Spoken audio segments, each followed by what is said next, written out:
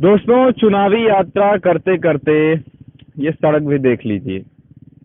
देखने में इसकी स्थिति बहुत खराब लग रही है। अभी मेरे सामने ही एक एक्सीडेंट कहें हो गया, अगर कहें, हालांकि ज़्यादा दुर्घटना नहीं हुई।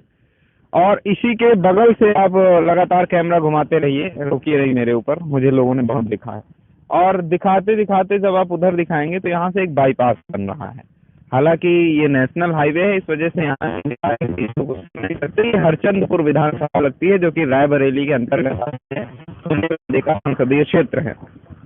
और यहाँ से ये ओवरब्रिज बनेगा, और ये ओवरब्रिज का यहाँ से एक हाईवे निकल रहा है, नेशनल हाईवे।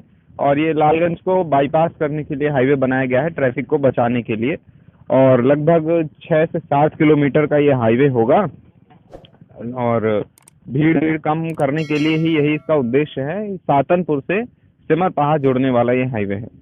तो मेरा मकसद सिर्फ ये दिखाना नहीं है कि यहाँ पे ये काम हो रहा है, ये तो अच्छी बात है। अगर हम सड़कों को ही विकास कहें तो फिर विकास तो हो रहा है, लेकिन उस विकास के नीचे कितना भ्रष्टाचार होता है वो जब आप जमीन पे उतरेंगे वो तभी आपको दिख सकता है।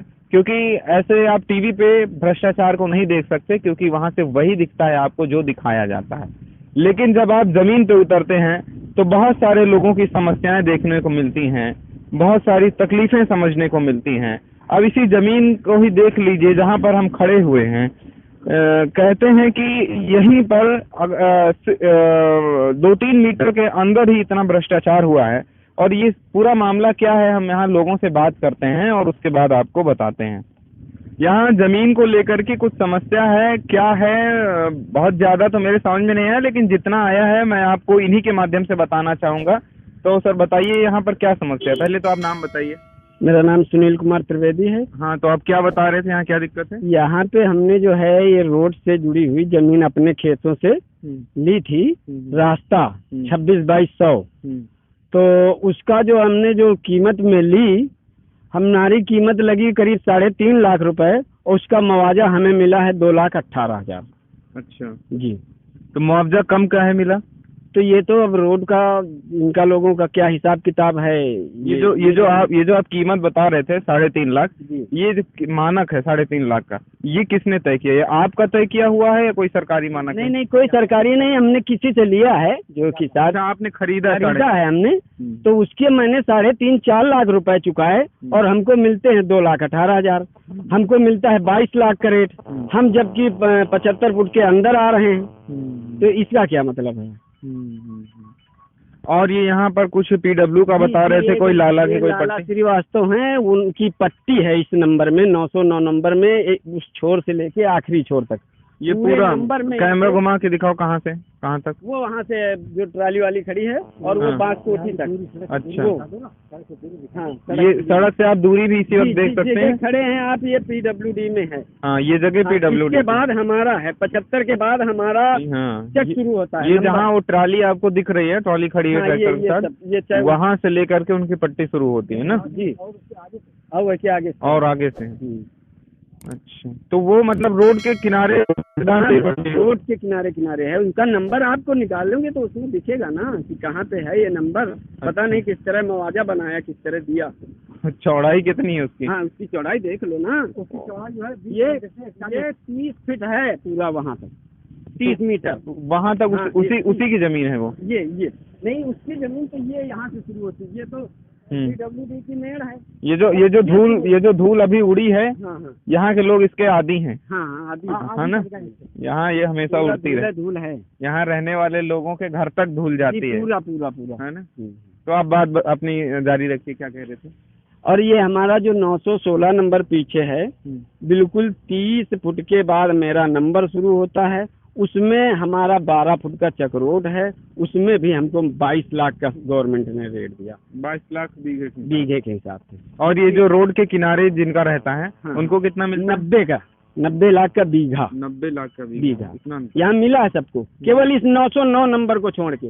909 नंबर में श्रीवास्तव जी थे, आगे पट्टी उन्हीं की वजह से। तो ये श्रीवास्तव जी की पट्टी जहाँ से खत्म होती है इधर, उसके आगे भी तो किसी की रही होगी। हाँ, तो उनको मिला ना। उनको मिला उसके अंतर्गत है, वो मिला उनको।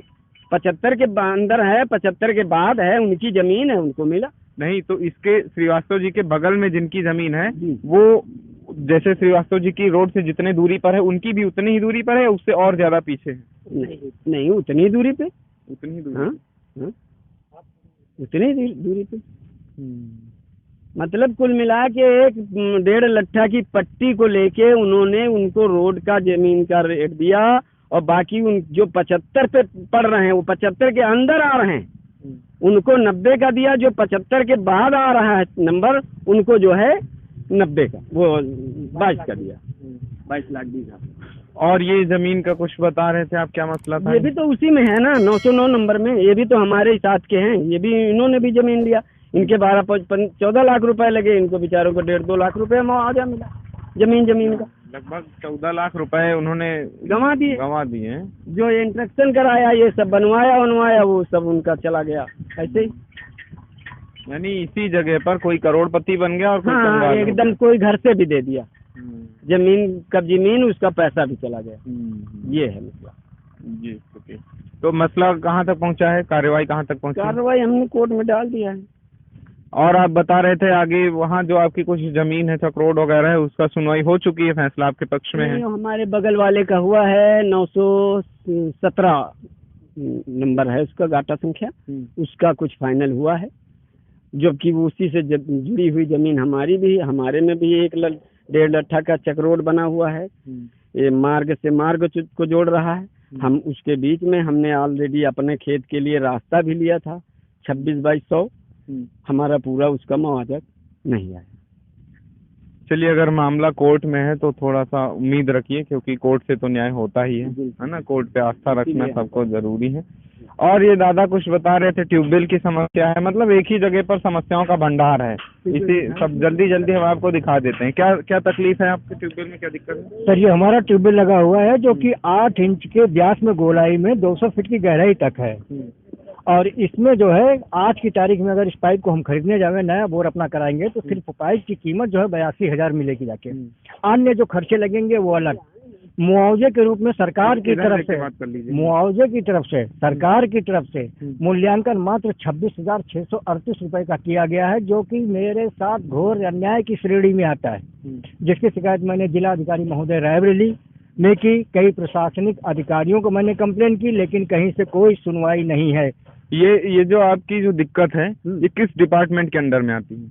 PWD, NHI देखती है, NHI अपना जांच कराती है, जिनसे जांच कराती हो, और फिर उसके बाद PWD सत्यापित करती है। PWD के कोई भी अधिकारी यहाँ पे कभी भी सत्यापित करने आए ही नहीं, वो अपने ऐसी ऑफिस में बैठ के पैसे लेके दस्तखत कर लिए, अगर आते तो क्या उनको दिखता नहीं? और ये बराबर है, इसमें इतना मुआवजा दिया गया है, तो बताइए इस ट्यूबवेल को हम दूसरी जगह कैसे लगाएंगे? गरीब किसान कहाँ दौड़ेगा, कहाँ लखनऊ जाएगा केस करने के लिए? लगभग कितना खर्चा आएगा इसको पूरा सही करवाने में, और कितना आपको मिला है? मुझे मात्र 26,638 रुपए के मूल्यांकन किया गया, जिसके सोल्सियम डबल लगा के 52,000 के समथिंग मुझे दिया गया है।